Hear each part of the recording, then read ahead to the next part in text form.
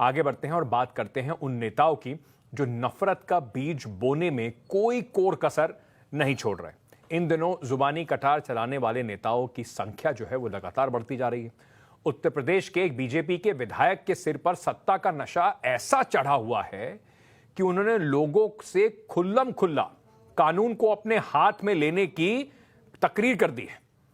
विधायक जी बगैर किसी डर के लोगों से कह रहे हैं, दुकानों में बंदूक रखो, पुलिस पे भरोसा मत करो। सवाल यह है कि ऐसी भाषा एक विधायक की कैसे हो सकती है। वहीं मध्य प्रदेश में मेयर पद का एक कैंडिडेट है बीजेपी का, जो कहता है कि दूसरी पार्टी कांग्रेस के पार्टी वाले जिसके घर में कांग्रेस का झंडा लगा हुआ हो, उसको हम कुछ भी समर्थन नहीं देंगे, उसके लिए सरकार की कोई सहूलियतें नहीं दी जाएंगी। यह है सबका साथ सबका विकास का मंत्र। शायद भूल गए। मुझे मना कर कब बोलने को जब वो समाज जुड़ रहा, मैं दुकानदारों से भी आह्वान करना चाहता हूँ, चाहे तब पेपर पर छाप दो, टीवी पर दिखा दिया करके कोई फर्क नहीं पड़ता। हिंदू हो जाओ, हिंदू देशभक्त बन जाओ, देवी देवताओं के खिलाफ कितना बोल लो, वो अधिकार है। अगर कोई दूसरा आदमी कुछ कह दे तो गर्दन कटता। मुझे मना कर कब बोलने। सत्ता का नशा दुनिया के किसी भी नशे से ज्यादा खतरनाक होता है, और वो नशा जब सिर पर सवार हो जाए तो क्या कानून, क्या प्रशासन, क्या पुलिस और क्या संविधान। पहले इनका परिचय जानिए, फिर इनके जहरीले बोल और नफरती सोच से आपको एक एक करके तारुफ करवाते हैं। ये है उत्तर प्रदेश के मुजफ्फरनगर से बीजेपी के विधायक विक्रम सैनी। समाज की सेवा के नाम पर वोट बटोर कर सैनी साहब जुबान से बेलगाम हो गए। इतने बेलगाम कि ना तो किसी बात का लिहाज है, ना ही किसी बात का डर। विक्रम सैनी आजकल कानून को जेब में रख कर चल रहे हैं। जिस मसले पर समाज के बट जाने का सबसे ज्यादा खतरा है, उसी मुद्दे की आग को जहरीली जुबान से विक्रम सैनी और तेजी से बढ़ाना चाह रहे हैं। मैं दुकानदारों से भी आह्वान करना चाहता हूँ, चाहे तब पेपर पर छाप दो, टीवी पर दिखा दिया करके कोई फर्क नहीं पड़ता। 5 साल तक मुझे कोई हटा नहीं सकता, आगे मेरी कोई इच्छा नहीं।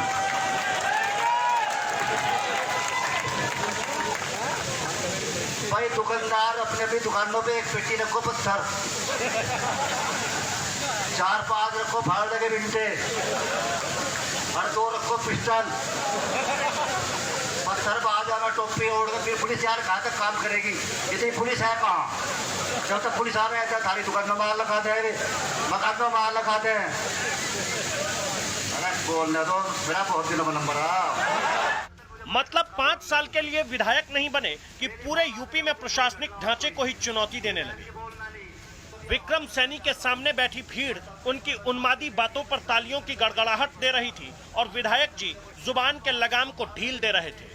आगे बोलते बोलते फिर उसी मुद्दे पर आ गए, समाज को बांट देने वाली लकीर को और गहरी करने की कोशिश करने लगे।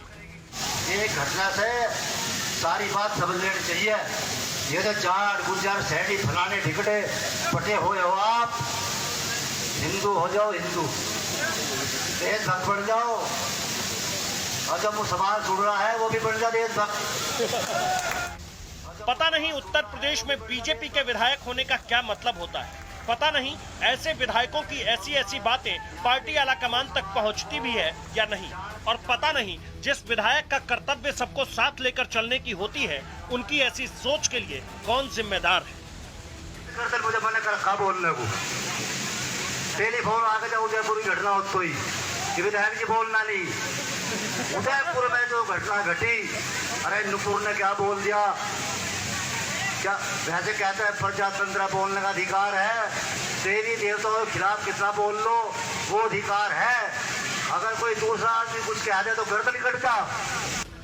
कितनी आश्चर्य की बात है, जब बोलने के लिए मना किया था तब तो इतना कुछ बोल गए, कुछ छोड़ा ही नहीं। ऊपर से दूसरों को संविधान की बात बताते बताते खुद ही संविधान के खिलाफ हो गए। व्यक्तिगत राय होगी, मैं उन पे तो कोई कमेंट नहीं करना चाहता, लेकिन मैं तो ये ज़रूर कहूँगा कि आज जिस तरीके से सुरक्षा का माहौल उत्तर प्रदेश में पैदा हुआ है, और उसका प्रत्यक्ष उदाहरण है कि आज हमारी सरकार 37 वर्षों बाद उत्तर प्रदेश में लौटी है, सत्ता में वापसी करी है। पहले कभी ऐसा नहीं हुआ, 37 वर्षों पहले होता था, लेकिन 37 वर्षों में अब हुआ है।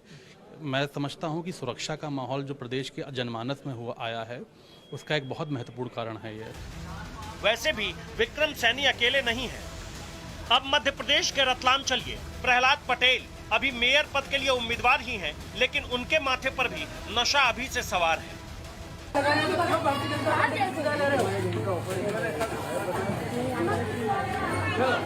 ये जितने भी घर पे झंडे लग रहे ना कांग्रेस के, पार्षद जी आपको कह रहा हूँ मैं, सबके फोटो खींचो, सारी सुविधा बंद करो इनकी। कोई फर्क नहीं पड़ता 5-10 घर वोट नहीं दे तो, लेकिन सबक सिखाओ।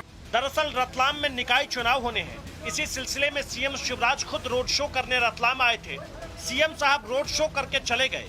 उसके बाद मेयर उम्मीदवार जनसंपर्क के दौरान एक मोहल्ले में कुछ वोटरों के घर कांग्रेस का झंडा देखकर भड़क गए। बाद में सफाई देने सामने आए तो ऐसी सफाई दी कि सुनकर आपको भी हंसी आ जाएगी। मैं शिवनगर गया था, वहाँ मुझे पता लगा कि प्रधानमंत्री आवास योजना का जिस हितग्राही ने लाभ लिया है वो कांग्रेस का झंडा लगाकर लोगों को बरगला रहा है कि मुझे ये जो योजना मिली है ये कांग्रेस ने दी है।